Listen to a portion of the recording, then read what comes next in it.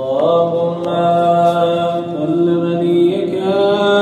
الحجة ابن الحسن صلواتك عليه وعلى آبائه في غازق الساعة وفي كل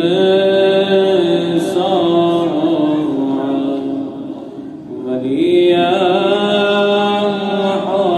وحافظا وقائدا وناصرا ودليلا وعينا حتى تسكنه أرضك وتمتعه فيها طويلا